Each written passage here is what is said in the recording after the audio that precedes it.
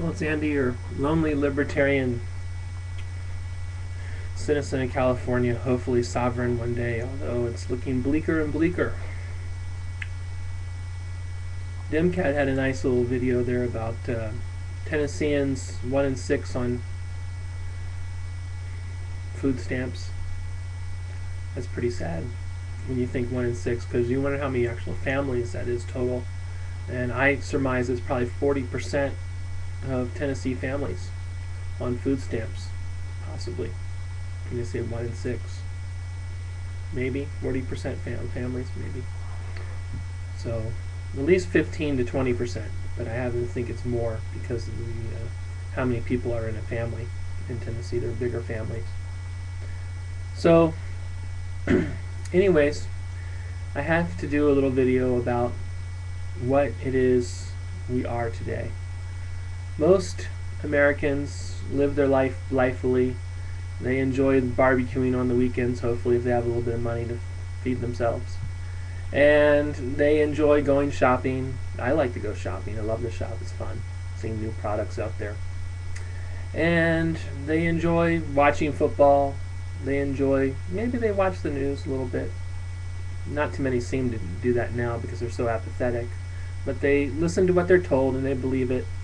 And, they go about their daily lives. That's what, has been intended for us.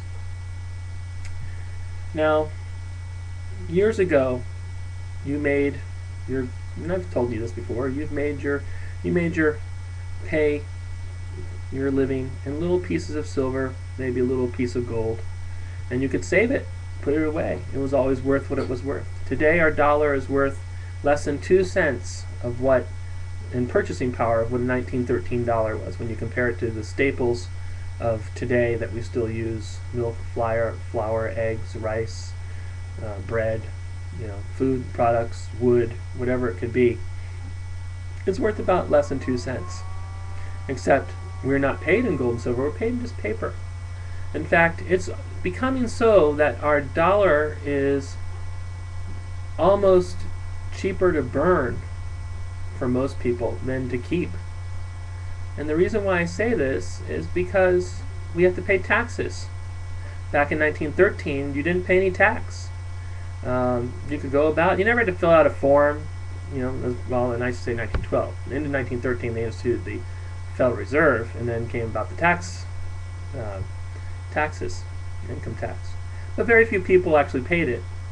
And the way that they basically moved people, without having major uprisings and resistance, is to graduate it, to gradually introduce it incrementally. Well, the rich guys will pay it. Don't worry, it won't affect you. And then over time, we're going to do withholding. We got to pay for the service of government. The government's getting bigger, got to pay for it. So they increase the amount and the scope and the amount of people that are involved and will be taken from. Soon enough, everybody's required, even the lowest of the low, the little guy. I was looking at here in this state, and of course Delaware. In Delaware, even if you make less than $3,000, you're paying state tax. Then Delaware is considered a low tax state. So I don't live in Delaware, I live in California, but I have relatives there. So what I would talk to you today is about what it is you are today. You are nothing more than a serf. Very few of us die with very much to leave behind. Most of us end up penniless at the time of our death because of the way they structured it. And when you get old, you go into assisted living, and then they take over your, you have to pay for it. So, most people back in 1913 didn't need assisted living. Even if they grew old, their families took care of them. And of course, when it came to nurturing children, most people had a mother at home who nurtured the children. Mother did the most work and actually ran the household. That's what mothers did. Today, most mothers can barely figure out how to cook macaroni and cheese. They're so removed from nurturing. It's sad. They have to take classes to learn how to cook, when back then your mom taught you how to cook, your aunts taught you how to cook.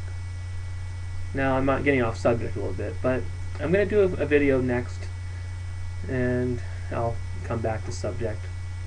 But let me just tell you, you are nothing more than a serf. You own nothing. Really, you do. Because everything you own has an attachment, has a string. Your car, you have to pay the license fees, and those license fees are going up, especially here in California. Some states are a lot less. But still, the fact that you need a car to get around most places, in order to do most things that the average person expects in life, the American dream, to live your life the way you want to live it, well, you need a car. That's just the mode of transportation. You couldn't, if you try to get on a horse today and go down the road, you'd be in big trouble. You'd be killed. So you need a car. It's for safety purposes that you need a car to get to places. It's very hard to use a bus system. They don't go everywhere you can go, so you're limited. And in this country, we have the right to travel. So, it's a basic right. It's not a privilege, it's a right. People say it's a privilege. It's not a privilege. It is a right to travel. Right to go anywhere you want. And you should be able to do it in any mode or conveyance that you so choose. Well, unfortunately, the state, our government, and this is actually more of a state issue than a federal issue, but they will tax you for your right to travel. And it's a basic human right. It's a God-given right, natural right. But we allow it. Why do we allow it? Because we are sheep.